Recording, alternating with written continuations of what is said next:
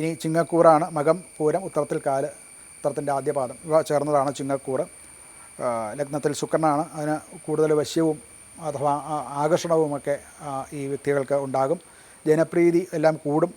അതുപോലെ സംസാര ശൈലിയിലും ഒക്കെ പെരുമാറ്റത്തിലുമൊക്കെ മേലുദ്യോഗസ്ഥന്മാരും ബന്ധപ്പെട്ടവരുമൊക്കെ കൂടുതൽ ആകൃഷ്ടരാവുകയും അവരുടെ സഹപ്രവർത്തകരുടെയൊക്കെ വിശ്വാസം നേടാൻ സാധിക്കുകയും ചെയ്യും. മാധ്യമ രംഗത്ത് അതുപോലെ പൊതു രംഗത്തും ഒക്കെ പ്രവർത്തിക്കുന്നവർ, വിദ്യാഭ്യാസം മേഖലയിലുള്ളവർ, ഇവർക്കൊക്കെയും അനുകൂലമായിട്ടുള്ള കാര്യങ്ങൾ നടക്കുന്നതാണ്.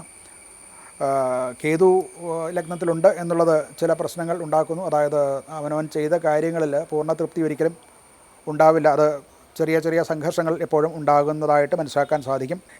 എന്നാൽ ഇതിൻ്റെ ആത്യന്തിക ഫലം അനുകൂലം തന്നെയായിരിക്കും. ലാഭസ്ഥാനത്ത്, അതായത് 11ാം ഭാവത്തിൽ ബുധൻ, അത് വക്രബുധനാണ്.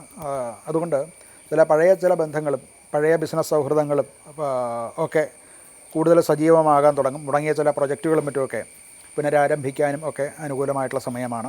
ധനപരമായിട്ട് വരുമാനത്തിൽ ഒരു സ്ഥിരത ഉണ്ടാവും. എന്നാൽ അനാവശ്യ ചിലവുകൾ എന്നോ അല്ലെങ്കിൽ ആഡംബര ചിലവുകളൊക്കെ കുറച്ച് കൂടുതലായിട്ട്, ആഭരണം മുതലായിട്ടുള്ള വാഹനം മോടി പിടിക്കുക, വീട് മോടി പിടിപ്പിക്കുക, മറ്റുള്ള ആഘോഷങ്ങൾക്ക് വേണ്ടിയിട്ടുള്ള ചിലവുകൾ, ഇതൊക്കെ കൂടുതൽ ആവാൻ സാധ്യതയുണ്ട്. നിക്ഷേപങ്ങൾ നടത്തുമ്പോൾ മറ്റുള്ളവരുടെ അഭിപ്രായം കൂടെ നോക്കി മാത്രം ചെയ്യുക. സ്വയം പഠനം നടത്തിയാൽ മാത്രം പോരാ, മറ്റുള്ളവരുടെ ഉപദേശം കൂടെ കേൾക്കണം. എന്തെന്നാൽ ചില തെറ്റുകൾ, ചില എറേഴ്സ് വരാൻ സാധ്യത കാണുന്നുണ്ട്.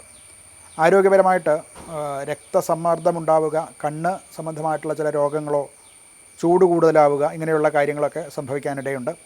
ആവശ്യമായിട്ടുള്ള നിർജ്ജലീകരണം കൊണ്ട്, അതായത് ജലം ഇല്ലാത്ത ഒരവസ്ഥ, അതുകൊണ്ട് ധാരാളം വെള്ളം കുടിക്കാൻ ശ്രദ്ധിക്കണം. കുടുംബത്തിൽ നിങ്ങളുടെ അഭിപ്രായങ്ങൾക്കൊക്കെ കൂടുതലൊരു പ്രാധാന്യം കൈവരുന്നതായിട്ടും ഒക്കെ കാണാം. മറ്റുള്ളവർ, കുടുംബത്തിലുള്ളവർ നിങ്ങളെ കൂടുതലായിട്ട് അംഗീകരിക്കും. അതുപോലെ മക്കളുടെ പഠനവുമായിട്ട് ബന്ധപ്പെട്ട ചില സന്തോഷ വർത്തമാനങ്ങളും ഒക്കെ ഉണ്ടാകാൻ സാധ്യതയുണ്ട്. ഇവർക്ക് പരിഹാരം ശ്രീ ഗണേശനെ, മഹാഗണപതിയെ ഭജിക്കുകയാണ്. ഗണപതി ക്ഷേത്രത്തിൽ ദർശനം നടത്തുക, ഗണപതി ഹോമം നടത്തുക. ഇതോടൊപ്പം തന്നെ മഹാലക്ഷ്മിയെയും ഭജിക്കുന്നതും ഒക്കെ നല്ലതാണ്. വിദ്യാർത്ഥികൾക്കും ഒക്കെ ദാനം കൊടുക്കുക, പഠനോപകരണങ്ങളോ വസ്ത്രാദികളോ ഒക്കെ ദാനം നടത്തുന്നതും വളരെ ഉത്തമമായിട്ടുള്ള കാര്യമാണ്.